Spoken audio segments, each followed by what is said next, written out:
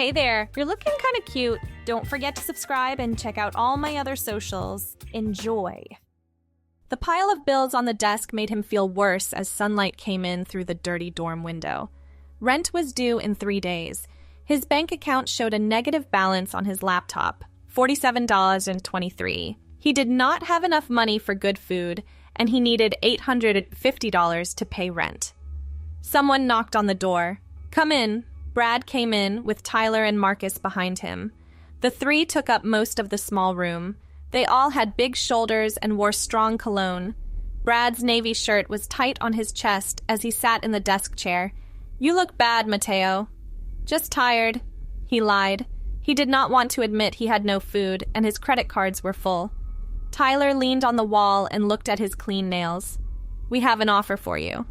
"I don't want your pyramid schemes." "Hear us out." Marcus perched on the edge of the unmade bed. "The formal mixers tomorrow night. Delta Phi's coming, and we made a bet with them." The formal. Of course. Another event he couldn't afford to attend. Another reminder of the social divide between scholarship students and trust fund babies. What kind of bet? Brad's grin turned wolfish. "They said we couldn't find anyone brave enough to show up in drag. Full commitment, dress, heels, makeup, the works. You want me to, $500. Tyler pulled out his wallet, fanning crisp bills. "Cash? Tonight. All you have to do is show up, stay for 2 hours, and convince people you're really trying." 500, more than half the rent. The numbers spun through his mind. A calculator of desperation. "Why me?" "You're the right height." Marcus stood, demonstrating with his hand. "About 5'8"? Plus, you've got those delicate features. Very pretty." Heat crept up his neck. "I'm not pretty." "You could be." Brad leaned forward. "Look, we need this win. Delta Phi's been riding high all semester. This would knock them down a peg." The money sat there on the desk between them, Benjamin Franklin's face staring up like a challenge. His stomach growled, a reminder of the ramen dinner waiting if he refused. "I don't have anything to wear." "We thought of that." Tyler's smile widened. "Your sister still have that closet full of clothes from when she lived here?" His sister Amanda had graduated 2 years ago, leaving behind a rainbow of outfits she deemed too undergrad for her new corporate life. The clothes still hung in her old room down the hall, abandoned like shed skin. "She told me to donate them." "But you didn't." Brad's tone suggested he already knew the answer. "So technically, they're available." They waited while he wrestled with the decision. The humiliation of playing dress-up for their amusement warred against the practical reality of bills and hunger. In the end, poverty won. 2 hours? 2 hours minimum. Gotta make it believable. Marcus stood, already moving toward the door. "We'll spread the word that Brad's cousin is visiting from out of state. Keep it simple." Tyler dropped the bills on the desk. "Half now, half when you show up tomorrow." The door clicked shut behind them, leaving him alone with $250 and a sinking feeling in his stomach. Amanda's room smelled like dust and forgotten perfume. He flicked on the light, revealing the treasure trove of abandoned fashion. Dresses hung in neat rows, organized by color like a rainbow of possibilities. His fingers trailed along the fabrics, silk, cotton, something that might have been cashmere. A red dress caught his eye, cocktail length, with a fitted bodice and flared skirt. The color reminded him of his mother's lipstick, the one she wore to church on Sundays before she got sick. He pulled it out, holding it against his body in the full-length mirror. The image staring back looked wrong. His jaw too square, shoulders too broad, everything about him screamed masculine despite the delicate fabric. How was he supposed to pull this off? His phone buzzed. Tyler had sent a link to a makeup tutorial playlist. "Start practicing. You've got 24 hours to become convincing." The first video featured a woman with perfect skin demonstrating contouring basics. He paused it, studying her technique, then rummaged through Amanda's abandoned makeup drawer. Foundation, concealer, brushes of every size. She'd left behind an entire arsenal. "Blend upward and outward," the woman instructed. "We're creating the illusion of higher cheekbones." His first attempt looked like war paint. The second wasn't much better. By the third try, something started to click. The face in the mirror began to shift, features softening under layers of carefully applied product. The dress hung on the back of the door, waiting. He'd found black heels in Amanda's closet, size 9, only half a size smaller than his regular shoes. They pinched, but he could manage for 2 hours. His phone rang. Mom's contact photo smiled up at him. "Hi, honey. Just checking in. How are classes?" "Good." The lie came automatic. "Everything's good? You sound tired. Are you eating enough?" The irony almost made him laugh. "Yeah, Mom. Don't worry about me." "I always worry. It's my job." A pause. "Your father says hello. Tell him hi back. We're proud of you, baby. First in the family to go to college. That means something." Guilt twisted in his gut. If she knew what he was about to do for money. "I should go. Got studying to do." "Okay. Love you. Love you too." He hung up and returned to the mirror. The tutorial had moved on to eye makeup. This proved harder than foundation. His hands shook, sending mascara in wild directions. The woman on screen made it look effortless, her movements precise and practiced. Remember, we're enhancing what's already there, not creating a new face. But he needed a new face. Mateo couldn't show up to that party. Mateo was broke and desperate and willing to humiliate himself for cash. The person in the mirror needed to be someone else entirely. By midnight, he'd achieved something passable. The face staring back looked softer, almost feminine. His stubble was gone, skin smooth from a fresh shave. The makeup covered the shadows under his eyes, the stress lines that had appeared over the past months of financial struggle. The next day passed in a blur of classes and nervous energy. He skipped lunch, stomach too knotted to handle food. The dress waited in his room like a ticking bomb. At 6, he started getting ready. Shower, shave everything, legs, arms, chest. The smoothness felt strange, vulnerable. He'd watched another tutorial on walking in heels, practicing in his room until the movements felt less like stumbling and more like steps. The red dress slipped on easier than expected. It hit mid-thigh, the hem swishing when he moved. The bodice hugged in ways that emphasized what wasn't there, but the flared skirt created an illusion of curves. He stuffed the bra Amanda had left behind, creating a modest but believable silhouette. Makeup came next. He moved with more confidence now, following the mental checklist from hours of practice. Foundation, concealer, contour, eyeshadow in neutral browns, mascara without stabbing himself, lipstick in a shade that matched the dress. The blonde wig was a last-minute discovery, tucked in a box under Amanda's bed. Long, straight, hitting just past his shoulders. He'd found a YouTube tutorial for securing it properly, making sure no dark hair showed underneath. The final look stopped him cold. The person in the mirror wasn't Mateo anymore. She was someone else.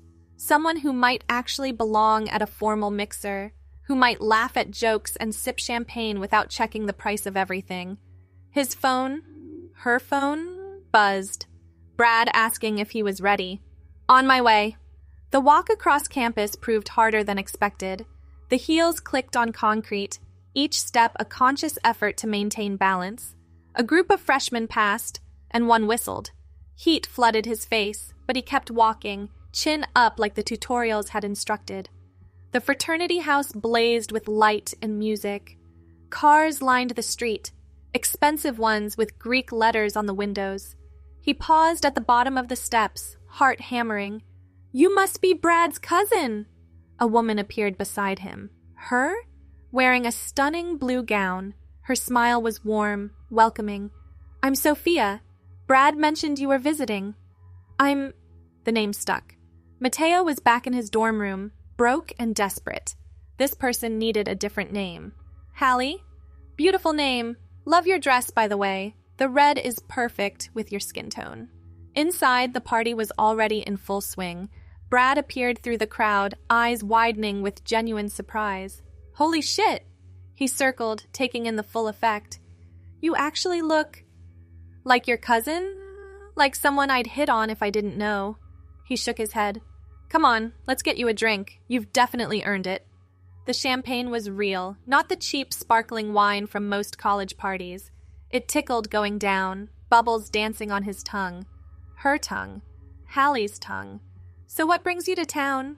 Sophia had reappeared, 2 drinks in hand. The lie came smooth as silk. Just visiting. Brad promised to show me the campus. Lucky you, getting the VIP tour. She leaned closer, voice dropping conspiratorial. Between us, these mixers can be a bit much, but you seem different. Refreshing. They talked for 20 minutes about nothing and everything.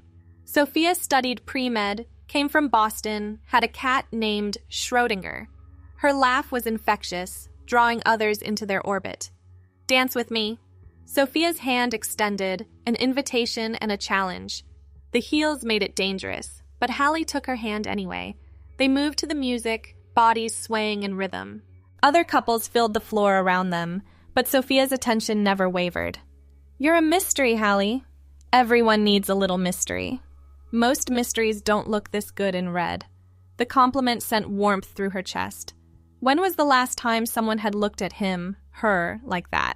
Like something worth wanting? 2 hours passed, then 3. The money was earned, the bet won, but Hallie didn't leave. The night felt like a dream, too perfect to end. Sophia's hand found hers during a slow song, fingers interlacing like they belonged there. I should tell you something. Sophia's breath tickled her ear. I don't usually do this. Ask someone out at first meeting. You're asking me out? Coffee tomorrow? Somewhere quiet where we can actually talk. The smart answer was no. Tomorrow, Mateo would be back, broke and male, and nothing like the person Sophia thought she was dancing with. But looking into those hopeful eyes, Hallie couldn't form the word.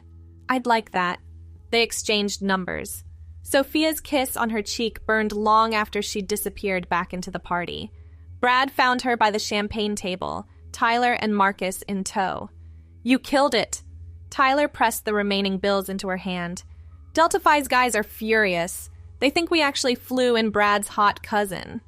Keep the dress, Marcus winked. You earned it. The walk back to the dorm felt different. The heels still clicked, but the rhythm had changed. Confident, purposeful. A few people passed, but their glances felt appreciative rather than mocking. Back in her room, his room, Mateo stared at the mirror. The makeup was smudged from dancing, lipstick faded from champagne, but the person looking back still wasn't quite him. Hallie lingered in the eyes, in the set of the shoulders, in the memory of Sophia's hand in hers. The dress hung carefully in the closet next to his regular clothes. The heels sat by the door like a promise, or a threat. The money was in his wallet, rent secured for another month. His phone buzzed. Sophia. Thanks for tonight. Can't wait for coffee tomorrow. Sweet dreams, mystery girl. He should text back the truth. Explain it was a bet, a desperate grab for cash. Instead, his fingers typed, Sweet dreams to you too. Sleep didn't come easy. Every time he closed his eyes, he felt Sophia's hand in his, heard her laugh, saw the way she looked at Hallie like she was something special. The feeling was intoxicating, dangerous. Morning brought reality crashing back. Stubble darkened his jaw. The makeup was gone, leaving behind familiar features. Mateo's reflection stared back, unchanged except for the doubt in his eyes. He should cancel, make up an excuse, let Hallie disappear like Cinderella after midnight. Instead, he found himself in Amanda's room again. The tutorials played while he worked, muscle memory guiding his hands. Foundation, concealer, contour. The transformation felt faster this time, more natural. A different dress today, blue sundress that brought out his eyes. The same black heels, already broken in from last night. The blonde wig settled into place like coming home. Sophia had suggested a cafe near campus. Quiet, she'd said. Intimate. She was already waiting when Hallie arrived, wearing jeans and a green sweater that made her eyes impossible to ignore. You came. Did you think I wouldn't? I worried I'd dreamed you. Sophia's smile was shy now, without champagne confidence. Mystery girls have a way of disappearing. They talked for hours, about books and movies, dreams and fears. Sophia wanted to be a pediatric surgeon. Hallie found herself spinning stories about a fictional life, each lie building on the last. What about you? What's your passion? The question caught her off guard. What was Mateo's passion? Survival? Making rent? Still figuring that out. Nothing wrong with that. We're young.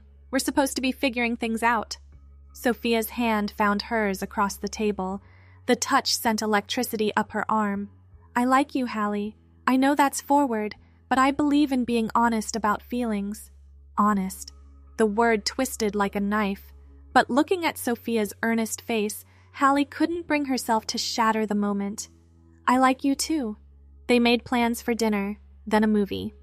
One date became two, became a week of stolen moments.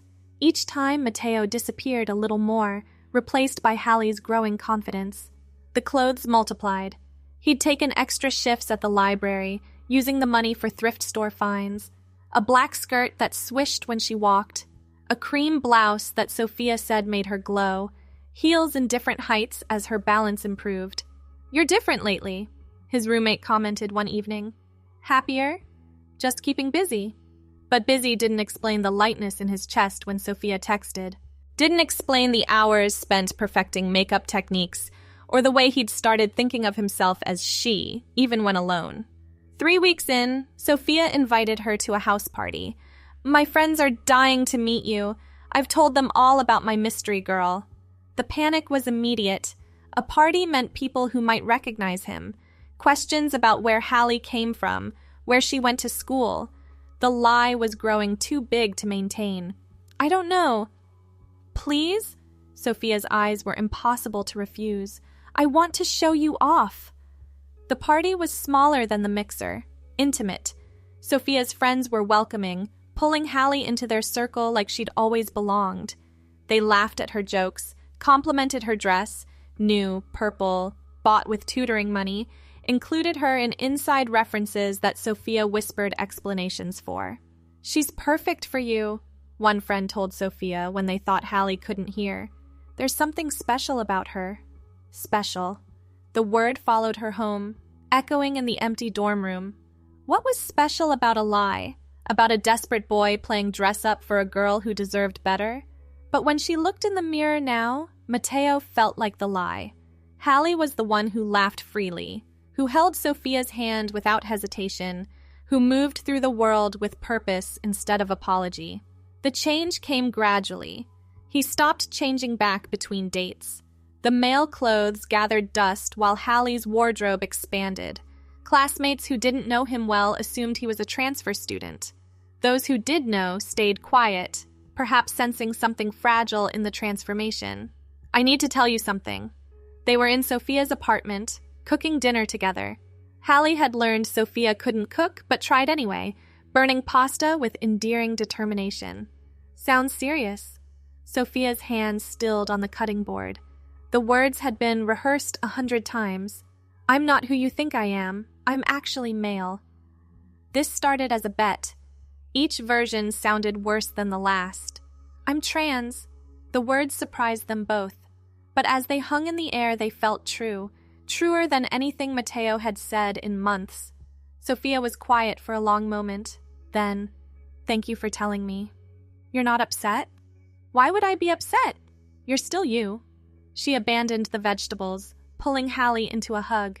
Though this explains why you were so mysterious about your past.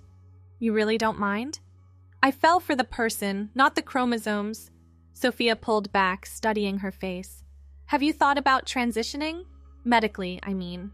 The question opened a door Hallie hadn't dared approach. But standing there in Sophia's arms, it felt less like a mountain and more like a path. I've been researching. My mom's a doctor. She could recommend someone if you want, someone discreet and supportive. The tears came unexpected, hot, and overwhelming. Sophia held her through them, murmuring reassurances that everything would be okay. The appointment was scheduled for next month. Dr. Chen came highly recommended, specializing in transgender care. The consultation felt like confession and liberation rolled into one. How long have you been presenting as female? About 2 months consistently. And before that? Hallie thought about the mixer, the bet that started everything. It's complicated. It often is. Dr. Chen's smile was understanding. What matters is how you feel now. Do you want to continue this journey? Yes? No hesitation. Yes, I do. They discussed options, hormones, therapy, the long road ahead. Each step sounded daunting and thrilling in equal measure. This is a big decision. Take time to be sure. But Hallie was already sure. Had been sure from that first night when Sophia took her hand on the dance floor, maybe even before, in moments she hadn't recognized. The forms were extensive. Legal name change petitions, insurance paperwork, a therapist's letter confirming gender dysphoria. Each signature felt like shedding old skin. Hallie rose. She tested the name out loud in the empty dorm room. It felt right, felt real. Brad found her in the library a week later. Heard you're making it official. News travels fast. It's a small campus. He sat across from her, expression unreadable. I wanted to apologize. The bet, it was stupid. We didn't think about consequences. Best $500 I ever made. You're not mad? Hallie considered the question. Without that bet, she'd still be Mateo. Broke, miserable, pretending to be something he wasn't. The irony wasn't lost on her. Actually grateful. Sophia's good for you. Brad stood to leave, then paused. For what it's worth, you make a beautiful woman, inside and out. The hormones started on a Tuesday, small pills that promised big changes. Sophia held her hand at the appointment, asking the doctor questions about side effects and timelines. You'll see emotional changes first, Dr. Chen explained. Physical changes take longer. Be patient with yourself. Patience proved difficult when every day brought new discoveries. Skin softening, emotions running deeper, the face in the mirror shifting in subtle ways that felt monumental. Your hair's getting longer. Sophia ran fingers through the growing strands one evening. Planning to ditch the wig eventually? Maybe. Hallie had been letting it grow, surprised at how fast it lengthened. Though I've gotten attached to being blonde. Could always dye it. You like the blonde? I like you? Sophia's kiss was answer enough. Though I'm curious about the natural color. The wig came off that night, revealing mousy brown hair that reached her jaw. Sophia's fingers carded through it, gentle and exploring. Beautiful. It's so plain. Nothing about you is plain. They made love with the lights on, Sophia mapping the changes with reverent hands. Afterward, Hallie stared at the ceiling, marveling at how different everything felt. Not just physically, but emotionally, like coming home to a body that finally made sense. The legal name change went through in spring. Hallie Rose became official, printed on a driver's license with a photo that finally matched the person holding it. The old IDs went in a box under the bed, relics of someone who felt increasingly like a stranger. How's it feel? The clerk at the DMV asked, probably having seen this moment before. Like breathing. Summer brought more changes. Curves where none existed before. Facial features that required less makeup to appear feminine. The blonde hair grew past her shoulders, natural and healthy. She'd considered dyeing it, but decided against it. This was her real color, and there was something powerful in embracing truth after so many lies. You're glowing, Sophia's parents said at dinner. They'd been surprisingly accepting, treating Hallie like the daughter-in-law she was becoming. Happiness will do that. The proposal came at graduation. Sophia in her cap and gown, kneeling in front of everyone. Hallie Rose, you crashed into my life in a red dress and black heels, and I haven't been the same since. Will you marry me? The yes came through tears. Happy ones this time, witnessed by friends who'd watched the transformation from desperate bet to authentic life. They married the following spring. Hallie wore white, a flowing gown that would have seemed impossible that night at the mixer. Her parents cried, finally understanding the daughter they'd always had but never recognized. You look radiant, her mother whispered, adjusting the veil. I'm so sorry it took me so long to see you. You see me now. That's what matters. Walking down the aisle, Hallie thought about that first night. the desperation that drove her to accept $500 to play pretend. How Brad and Tyler and Marcus had unknowingly given her the greatest gift, the chance to discover who she really was. Sophia waited at the altar, tears streaming down her face. She'd loved the mystery girl from that first dance, seeing through the facade to the woman underneath. "You ready for this?" the officiant asked. Hallie looked at her bride, at the life they'd built on a foundation of transformation and truth. The scared boy who'd needed rent money was gone, replaced by a woman who knew exactly who she was. "I've never been more ready." They kissed as wife and wife, sealing a journey that began with a bet and bloomed into something beautiful. The red dress hung in their closet at home, preserved like a talisman. Sometimes Hallie would run her fingers over the fabric, remembering the night everything changed. "No regrets?" Sophia asked once, finding her in the closet with the dress. "Only that it took so long to find myself." "You found me in the process. That has to count for something." It counted for everything. The woman in the mirror now bore no resemblance to that desperate college boy. Hallie Rose was complete. Blonde hair natural and flowing, body aligned with spirit, heart full of love for the woman who saw her true self before she did. The transition continued, would always continue in small ways. But the biggest change had already happened that night in a red dress and black heels, when a lie became the first step toward truth. When Mateo walked into that party and Hallie walked out, never to return to who she'd been before. Some transformations happened gradually. Others began with a single moment of desperate courage. Hallie's began with both. A bet accepted in poverty, and a choice to keep becoming the woman she discovered herself to be. In their bedroom, the black heels sat on a shelf like a trophy. 6-inch reminders that sometimes the biggest risks brought the greatest rewards. That authenticity could bloom from the strangest seeds. That love could find you when you finally found yourself. The morning sun painted their apartment gold, catching on the wedding rings they'd exchanged. Sophia stirred beside her, mumbling something about coffee. Hallie smiled, pressing a kiss to her wife's forehead before slipping out of bed. In the mirror, she saw exactly who she was meant to be.